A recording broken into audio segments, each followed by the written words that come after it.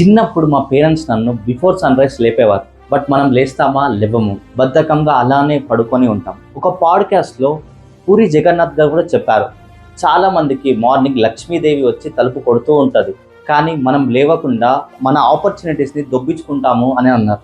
కొంతమందికి లక్ష్మీదేవి వచ్చి అరుస్తూ రోజు తలుపులు బాతున్నా వినిపించదు. పందుల్లా నిద్రపోతుంటారు నా కొడుకులు.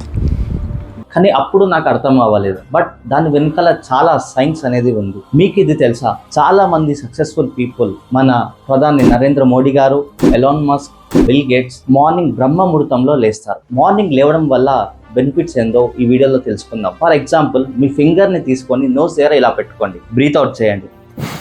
మీకు ఏదైనా ఒక్క నాస్ట్రిల్ నుంచే ఎక్కువ బ్రీత్ అనేది వచ్చి ఉంటుంది. ఒక్కసారి ట్రై చేసి చూడండి. Either left nostril or right nostril నుంచి ఎక్కువ బ్రీత్ అనేది వచ్చి ఉంటుంది. కానీ ఎప్పుడైతే మనం బ్రహ్మముహూర్తంలో లేచి, బ్రహ్మముహూర్తం అంటే సన్ రైజ్ కన్నా 1.5 hours ముందు మనం బ్రహ్మముహూర్తంలో లేచి మీ బ్రీత్ ని అబ్జర్వ్ చేయండి. అప్పుడు మీకు 2 నాస్ట్రిల్ నుంచి సేమ్ అమౌంట్ ఆఫ్ బ్రీత్ అనేది బయటికి వస్తుంది. బ్రహ్మముహూర్తంలో మీ బాడీలో ఉన్న ఈడా అండ్ పింగ్లా నాడీస్ కూడా యాక్టివేట్ అవుతాయి. మీరు ఎప్పుడైతే ఆ టైంలో మెడిటేషన్ చేస్తారో మనలో సుష్మన నాడి కూడా యాక్టివేట్ అవుతుంది. మన బాడీలో ఉన్న 7 చక్రాస్ కూడా యాక్టివేట్ అవుతాయి. మార్నింగ్ లేవడం అలవాటు చేసుకోండి. దానివల్ల చాలా బెనిఫిట్స్ ఉన్నాయి.